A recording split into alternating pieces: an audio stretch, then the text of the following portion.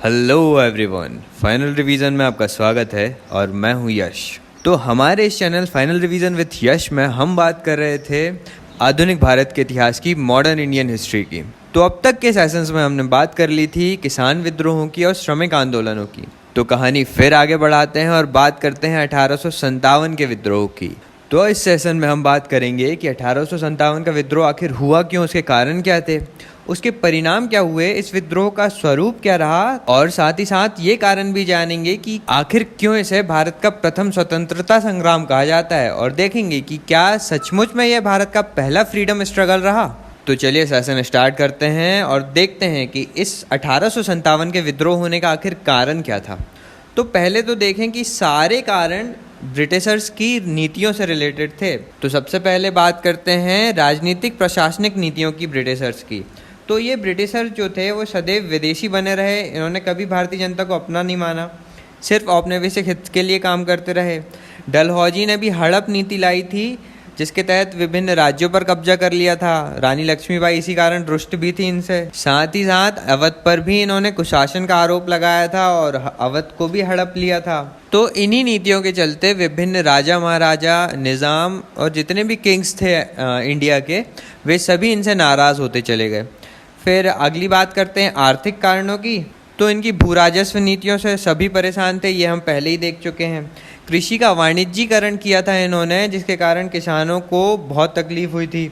दूसरा, मुक्त व्यापार की नीति इन्होंने जब अपनाई थी 1813 के अधिनियम से, तो उसके बाद हस्तशिल्प उद्योगों का पतन पूर्णतः हो गया था और खाद्यान्न में भी कमी आ रही थी इनकी नीतियों के कारण, और लगातार मानव जनित अकाल भी पड़ रहे थे ब्रिटिश काल में।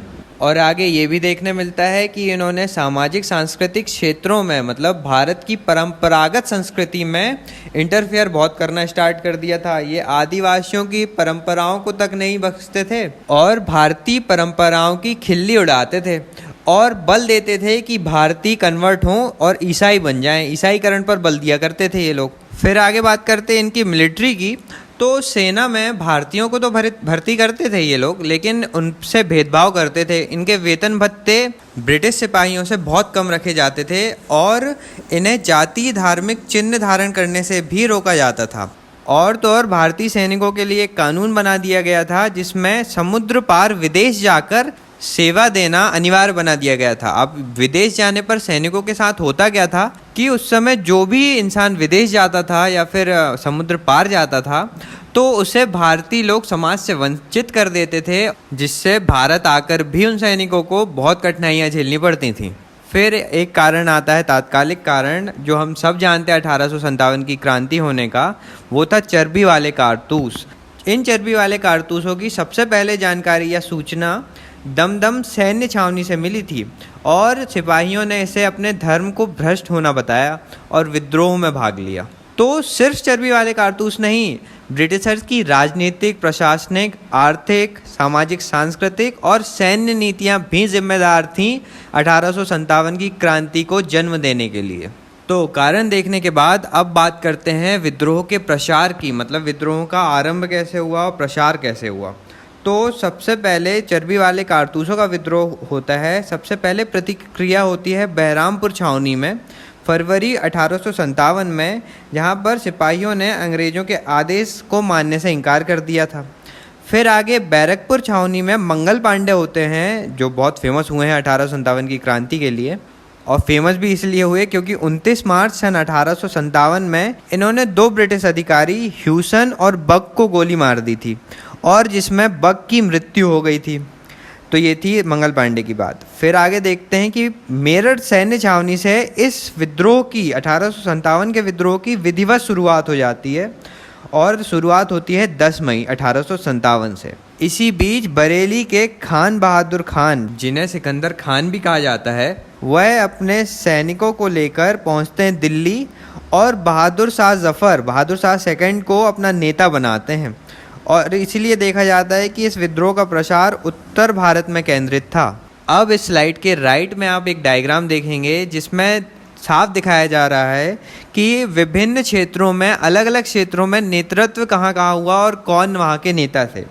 तो सबसे पहले देखते हैं कि लखनऊ से बेगम हजरत महल थी, कानपुर से नाना साहब धुंधु पंत थे, आरा से कुंवर सिंह थे, तो वहीं गोरखपुर से गजाधर सिंह, और मेरठ से आते हैं कदम सिंह, तथा मथुरा से नेतृत्व कर रहे थे देवी सिंह, और महाराष्ट्र से रंगो बापू थे, तो वहीं फैजाबाद से अहमदुल्ला, राजस्थान से नेतृत्व करते थे ठाकुर कौशल सिंह, तो वहीं इलाहाबाद से लियाकत अली, और सबसे फेमस झांसी से नेतृत्व कर रही थी महारानी लक्ष्मीबाई।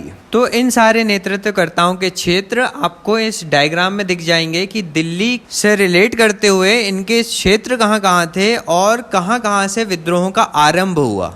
तो डायग्राम को अच्छे से देखिएगा। चलिए अब आगे बढ़ते हैं। अब बात करते हैं कि विद्रोह असफल क्यों रहा।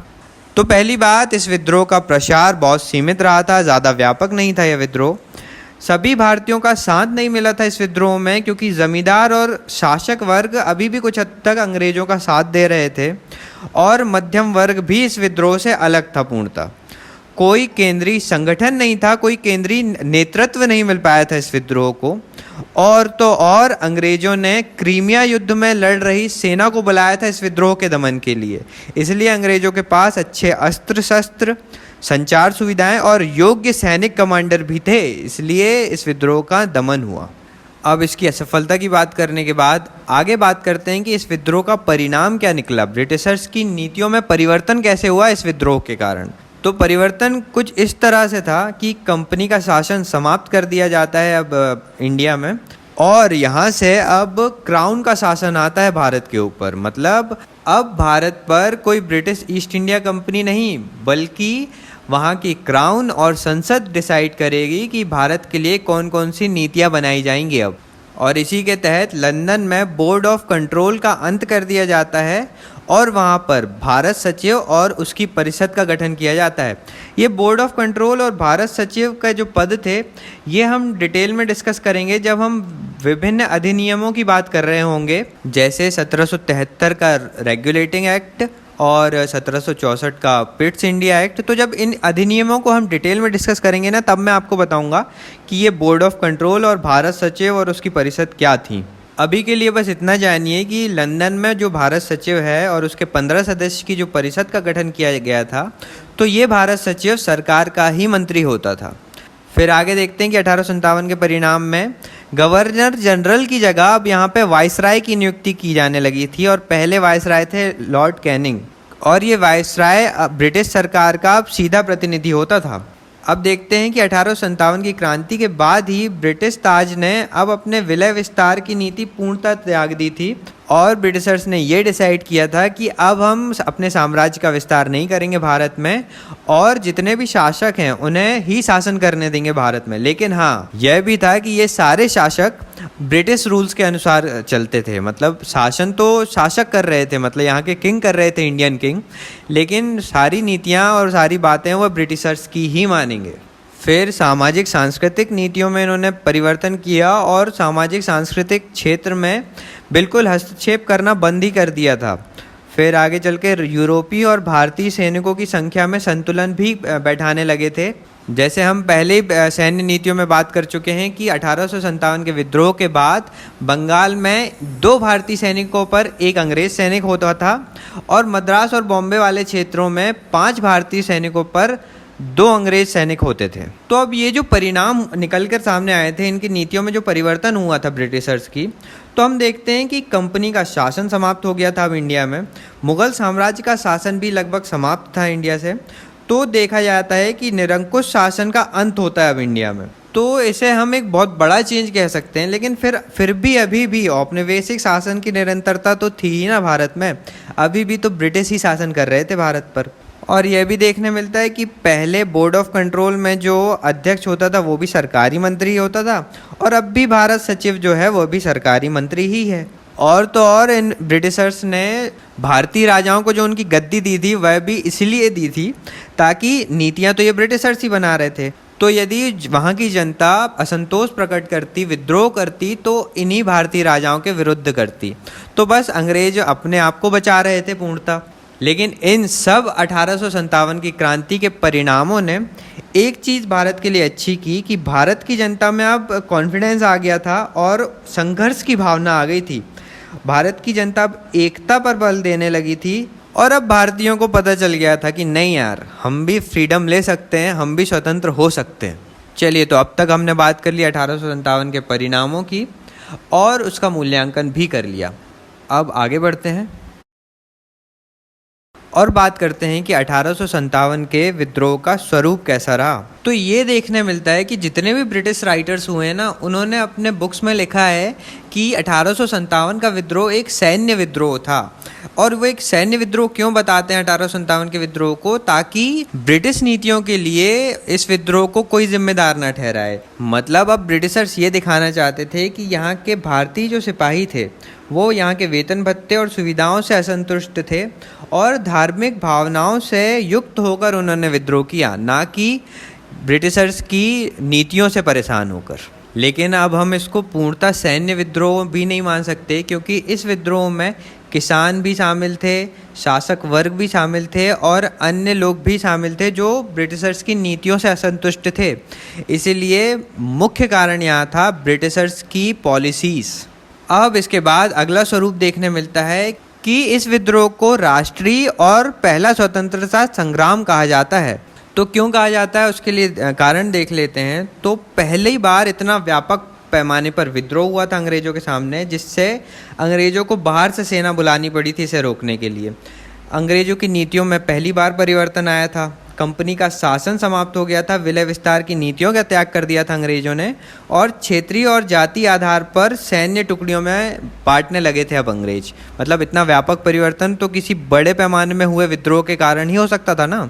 अब ये देखते हैं हम कि भले इस विद्रोह में सभी लोगों ने साथ ना दिया हो, मध्यम वर्ग भले इससे अलग रहा हो, लेकिन ब्रिटिशर्स के खिलाफ लोग अब एकजुट होने लगे थे और इस विद्रोह ने अब एकता की और राष्ट्रीयता की भावना जगा दी थी लोगों के अंदर। इसी से कंपेयर करके देखें तो अमेरिका में भी स्वतंत्रता संग्राम में सभी लोगों ने भाग नहीं लिया था, लेकिन वह भी तो एक फ्रीडम स्ट्रगल ही माना जाता है ना। तो ऐसे ही हम 1857 के विद्रोह को भी राष्ट्रीय स्वतंत्रता संग्राम कह सकते हैं। अब भले ही 1857 के पहले छोटे छोटे सशस्त्र विद्रोह हुए थे, जैसे पाइका, संथाल और बहावी विद्रोह, और भले ही यह विद्रोह संपूर्ण भारत में नहीं फैला था, भले ही इसमें सभी वर्गों की भागीदारी नहीं थी और भले ही इनमें अनेक भारतीय अंग्रेजों का साथ भी दे रहे थे, लेकिन इन सब कारणों से इसे स्वतंत्रता संग्राम ना मानना एक भूल होगी। क्योंकि एक फेमस कथन है कि किसी भी विद्रोह का स्वरूप उसके लक्ष्य से निर्धारित नहीं होता, बल्कि इससे भी निर्धारित होता है कि उसने क्या प्रभाव छोड़ा।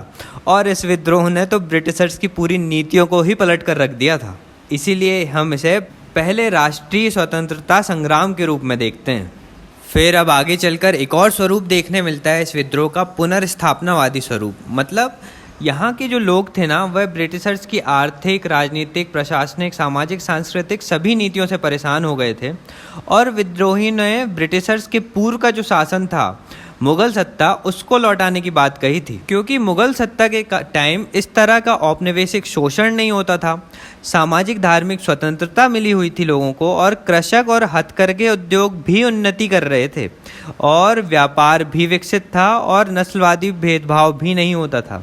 इसलिए सभी नेतृत्वकर्ताओं ने बहादुर शाह जफर को अपना नेता बनाया था और केंद्र भी दिल्ली रखा था, ताकि इससे पहले की प्रशासनिक व्यवस्था फिर से लागू की जा सके।